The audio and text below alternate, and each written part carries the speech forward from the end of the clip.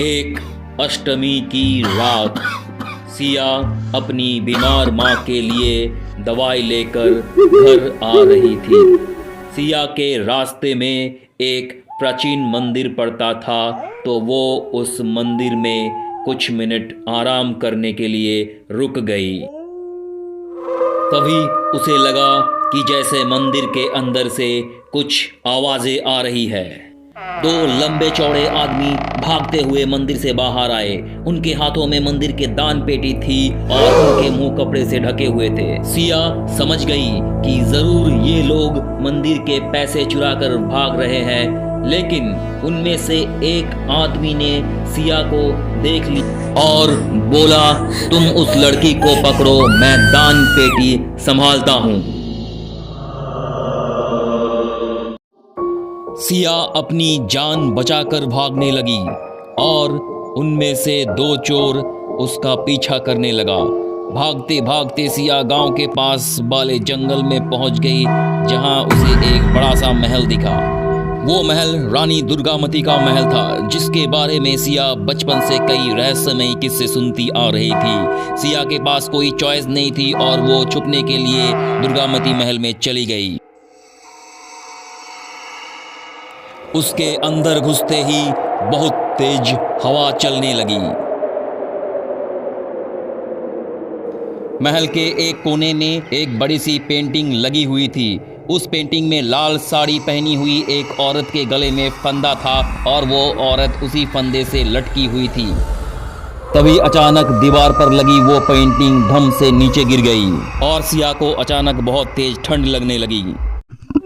सिया ठंड से कांप रही थी और वो इधर उधर खुद को ढकने के लिए कुछ ढूंढने लगी। अचानक सिया को एक कमरा दिखा, जिसका दरवाजा बंद पड़ा था और फिर जोर से हवा चली और वो दरवाजा खुल गया। सिया जैसे ही उस कमरे के अंदर गई, उस कमरे में एक लाल रंग की साड़ी पड़ी हुई थी। उस लाल साड़ी के बगल में एक पुरानी सी किताब भी पड़ी थी। वो किताब हवा से अपने आप खुल गई। सिया ने देखा कि उसमें रानी दुर्गामती के बारे में कुछ लिखा था। वो किताब पढ़ ही रही थी कि उधर वो चोर सिया को ढूंढते ढूंढते दुर्गामती महल के अंदर आ गए।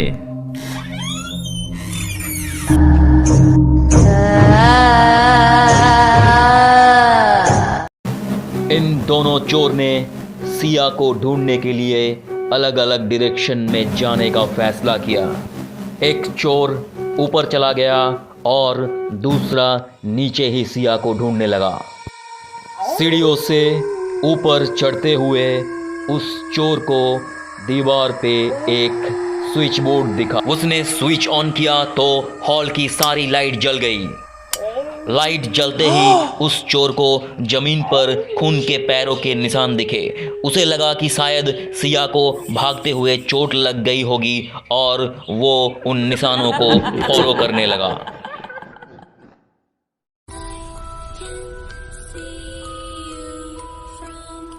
कॉरिडोर के कोने में लाल साड़ी पहने एक लड़की बैठी थी। उसकी पीठ उस चोर की तरफ थी, इसलिए वो चोर उसका चेहरा नहीं देख पा रहा था, लेकिन उस चोर को लगा कि वो लड़की सिया है। जैसे ही वो लड़की मुड़ी, उस चोर के पैरों तले से जमीन खिसक गई। उस लड़की ने घूंघट डाला हुआ था और उसका पूरा चेहरा काले बालों से ढका हुआ था।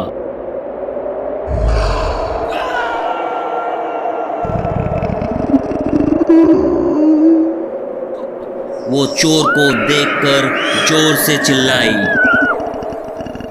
और तभी वहां जलते हुए लाइट बल्ब एक के बाद एक फूटने लगे। लाइट्स के ऑफ होते ही अंधेरा हो गया और वो लड़की भी वहां से गायब हो गई। वही दूसरी तरफ दूसरा चोर सिया को नीचे ढूंढ रहा था। नीचे वाले कॉरिडोर में एक बड़ा सा शीशा लगा था, जिसे देखते ही दूसरे चोर को बहुत अजीब सा महसूस होने लगा। तभी उसे शीशे में किसी की परछाई नजर आने लगी, पर जैसे ही वो मुड़ा वहाँ कोई नहीं था।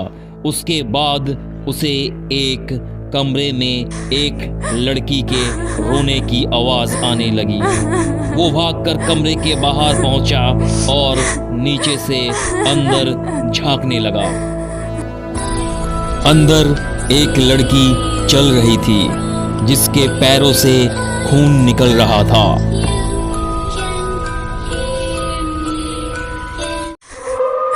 उस चोर ने अपनी तलवार निकाला और जोर से दरवाजा खोला, लेकिन वो देखकर दंग रह गया कि अंदर कोई नहीं था। तभी उसे पीछे से किसी ने बहुत जोर से धक्का मारा और उसे कमरे के अंदर गिरा दिया। उस कमरे में एकदम अंधेरा था। वो चोर उठा और उसने अपना लाइटर जलाया और आसपास देखने लगा। 2 सेकंड बाद जब वो मुड़ा तो वही लाल साड़ी वाली लड़की उसके सामने खड़ी थी, जिसने फूंक मारकर उस लाइटर को बुझा दिया। वो चोर इतना डर गया था कि वो जोर जोर से अपने साथी को पुकारने लगा। उसका साथी भी भागते हुए आया और डरते डरते उसके साथ महल के बाहर भागने लगा। तभी उनके पीछे से बहुत ही डरावनी सी हंसी सुनाई दी। वो चोर बिना कुछ सोचे समझे महल से दूर भाग गए।